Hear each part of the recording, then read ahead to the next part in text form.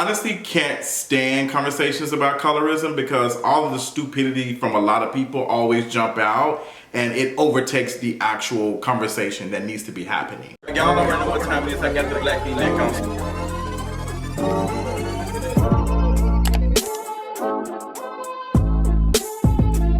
So what's going on, you all? Y'all have asked, y'all have said, Justin, I want to know your thoughts about this, expand on this after I posted my TikTok and my Instagram reel about it. And I just wanted to, since I'm not on Twitter right now, I wanted to dive into this conversation a little bit and expand on it. And I hope that it gets around and people pay attention because I'm honestly really annoyed. I'm honestly kind of annoyed at some of the people that I know. Their response to this, because it just seems like people just don't understand colorism and they're more interested in positive energy. We cannot positive energy our ways out of anti-blackness, and I think some of y'all don't really understand that. So recently, KeKe Palmer has been getting a lot of attention for her performance in Jordan Peele's new movie Nope, which I saw last week. I did a review about it. It's pretty good. I mean, KeKe Palmer did a really good job. She really delivered. That was really her movie. So a lot of people have been giving her praise, and in this praise, there's been conversations like, why is KeKe Palmer not getting the same attention as saying what's named as a Zendaya? Because both of them have a similar, career, and how they both started on doing these smaller things, and they were on Disney, and they were doing these other stuff, and they've been a childhood star for a while. And KeKe Palmer has done a lot of things, like she's done music, she's talented, even when she had a song, it was a bop. She had a song that was bop, she's funny, she's a culture influence. I like KeKe Palmer, even though she has me blocked on Twitter and I was interviewed by her, but it is what it is. But people started to compare her to Zendaya. And, a lot of folks were, I think a lot of people meant well in the conversation. Let me just say this. There is never a right or wrong time to have a conversation about colorism. Like, there's never a right or wrong time. People always are uncomfortable about it because it's a realization of how the world is. And I think about this conversation made me think about Ari Lennox and how, I think it was a year or so ago, Ari Lennox had, responded to the conversation about the reason why that she's not as mainstream considering how talented she is. And she really wasn't feeling the conversation because it was kind of dismissive. She felt I feel like that she felt that it was dismissive of her talent and everything else. And I definitely get it. I think KeKe Palmer did the same thing when she responded. I'm actually gonna read her tweet. A great example of colorism is to believe I can be compared to anyone.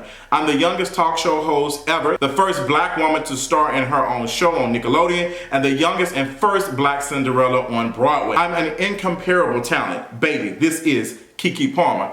Period. I get it. A lot of folks, yes girl, yes Miss Mamas, yes girl, the house down boots. And it's just this is cute, but it doesn't address the colorism in Hollywood. And I can understand her, kind of wanting to get in front of this a little bit because she doesn't want it to make it seem like there's a dig at Zendaya. They're both in the same industry, I get it for hey, I have no issues with Zendaya, but honestly, Zendaya should understand that colorism has benefited her. So she shouldn't be taking it as a thing. It doesn't say that Zendaya isn't talented. It's the same thing when people talk about Beyonce. Beyonce being light-skinned has definitely helped her. I mean, how many times have I talked about Sweetie? How many times we've seen Sweetie? And don't get me wrong, I don't hate Sweetie. I don't, even though I be ragging on her, I hate what the industry does with someone like Sweetie versus another dark-skinned female artist who is just as talented and performs better on stage, who doesn't get a moment to even mess up as many times as Sweetie has done. So that's my issue. I think, it just pisses me off because it seems like people cannot be honest. Beyonce has benefited from colorism. Rihanna has benefited from colorism. All of the light-skinned artists that you see who are mainstream have benefited from it. The same way being a white woman like Taylor Swift, as untalented as she is to me compared to other black artists who don't have the same notoriety and same hits and stuff, her being a white woman has helped her. Anti-blackness is real. White supremacy is real. Colorism is a what's the name of anti-blackness and white supremacy. It's a byproduct of these things. So you cannot come in here and say, well, me being light-skinned has not benefited me, or me being dark-skinned isn't holding me back. I just need to work harder. No. What we're saying is, and we have to be very delicate with these conversations, and I get it. Be very delicate in having these conversations, because it can be annoying for somebody to say, girl, like, the reason why you ain't popping is because of this. It's like, girl, well, who said I ain't popping? I don't think I'm popping. Like, for instance, me. Like, me being fat, me being dark skinned definitely has hindered me as like what I do. Yes, I'm still doing amazing compared to some other folks. I've been able to do a lot of things, but I've had to work even harder than folks who I know who are doing better, who are steady getting attention for the things they're doing, who are not putting as much as I am. Like, I can't get on there and I can't get online and just be basic. I can't get online and just be, I'm gonna give y'all a face, I'm gonna give y'all a body. I can't give you that because I don't fit that on the social scale. I don't benefit from desirability like that. I just don't. It's just real. And I've accepted that. I've experienced it so many times. I've seen people who I even helped get to where they are at now, like, who are fit desirability and girl, been able to do things that I have not been able to do. And that does not mean I'm jealous of them or I'm mad at them. It just means that, girl, the world is fucked up and I want to eradicate that world. So to see KeKe Palmer respond to it is kind of dismissive, and I think a lot of folks taking this and not realizing, not acknowledging that colorism is a real thing. Like, it is a real thing. Like I've mentioned in my TikTok and Instagram reel, like, we've seen Viola Davis, who is a black, dark-skinned woman with black features that are not socially acceptable. We've seen her big nose, her big lips. We've seen how she's talked about how hard she's had to work to get where she's at. How many people told her, girl, no. Girl, no. And just now in her prime, she had to prove herself several times that she is talented as a Meryl Streep. She's just as talented as the white women who are beside, like, she's just as talented as them. And her being dark-skinned definitely has hurt her. And that's not to say that Zendaya being light-skinned is not talented. But we cannot deny that Zendaya probably was picked even more because she does fit that scale of desirability. She's light-skinned, she's thin. Like, we've seen artists, we've seen celebrities who are not that talented. Look at Kim Kardashian. Not talented at all. Look how many opportunities she's been able to give versus other black women who are out here, you know, having just as, like, many marriages, failed marriages, or, you know, have a sex tape or two out. They're not out here getting the deals that a Kim Kardashian is getting because they benefit from white supremacy. Like, I just don't get it. And I'm watching people on Instagram and Twitter just like, yes, girl, you better tell them. KeKe Palmer didn't tell nobody shit.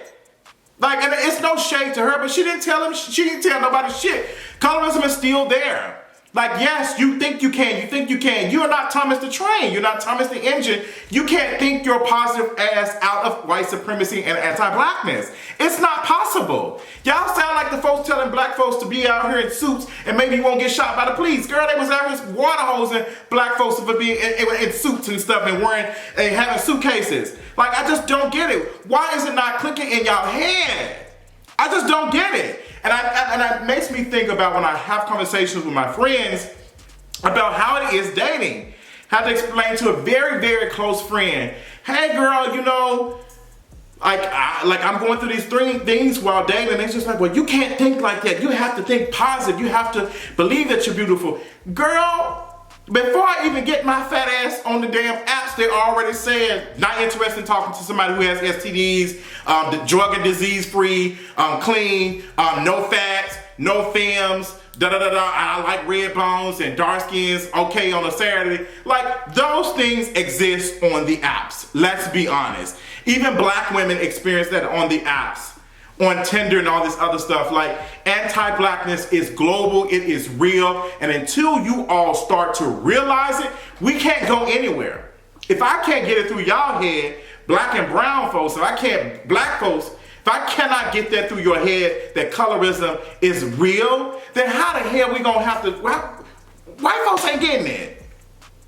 And then it gets me like, this is not the right time. There's always a right time to talk about anti-blackness. It's supposed to make you uncomfortable because it shakes the world that you live in and the world that you probably were told from a baby or a child that doesn't exist, but it does exist. It's here. It's here, and the more we keep sticking our heads in the sand, the more we don't see what's really going on. So yes, although I do understand what KeKe Palmer was saying and why she probably had to say it, and you don't have to be, like, I'm out here, I'm a bad bitch. It's like, you can't bad bitch your way out of this. If that's the case, girl, we would be liberated, and we're not. There's a lot of folks who believe the same thing, and it's not gotten us anywhere. It's not gotten us anywhere. So yes, the conversation needed to be had, and it's only uncomfortable for folks who don't understand how colorism and anti-blackness works and desirability. It's like, for folks who are not interested in dismantling these systems, of course it's making y'all uncomfortable. So yes, post this on Instagram saying, yes, girl, you better tell it because you da-da-da-da. It's like, girl, yes, but KeKe Palmer will still be looked against or whatever because she's dark skin. Like, how many more video vixen interviews and stories we have to see? We, like, girl, come on now. We watching 106 in Park. We remember seeing all the non-black women and light-skinned women all in the music videos and rap videos. We remember the rappers saying they like talking to Redbones. We know that almost 80-90% of all the black male rappers out here are either married to a white woman, married a white woman, or with a non-black woman, or with a light-skinned woman. How many can you name right now off the top of your head who is married to a dark-skinned black woman? And I'm gonna give you even more, I'm gonna give you even better. How many of you know are married to a dark-skinned fat black woman?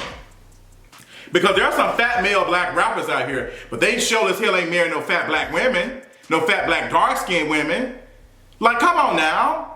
Like, come on now, like, let's be honest. Like, y'all are not being honest. Like, girl, like, and the folks who be thinking, oh, this doesn't matter, this doesn't matter, it doesn't, it's positive, are the same folks who are friends with me who have never talked to a dark-skinned person, probably have never talked to a dark-skinned fat person.